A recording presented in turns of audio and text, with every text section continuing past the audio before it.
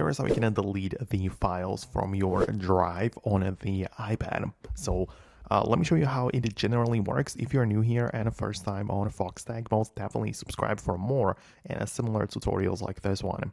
Anyways, your drive, whether the iCloud drive or the local storage of your iPad, can be managed through the Apple Files app. So this is what it looks like. You can see it right here on your iPad. It is very likely already part of your iPad unless you deleted it.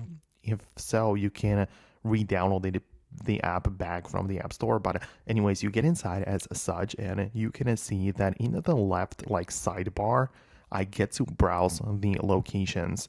So you can see in my case, I have plenty of them actually. I have the iCloud drive, which is obviously on the cloud, and I have the local storage, which is on my iPad.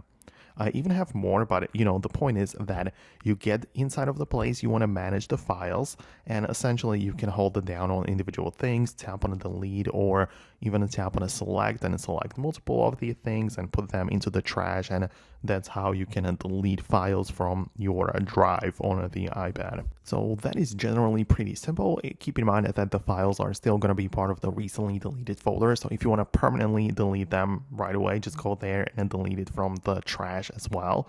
But yeah, even if you connect like a third-party external SSD through the cable to the iPad, it is also going to be part of this section inside of the Files app, so you can manage and delete files from even external drive, or even I have linked all of these other services like the Google Drive or Dropbox, right? So I can manage my files in those places as well. So that is generally how it works. I really hope that I can help you out. Thanks a lot for watching, and I hope to see you later in the future videos as well.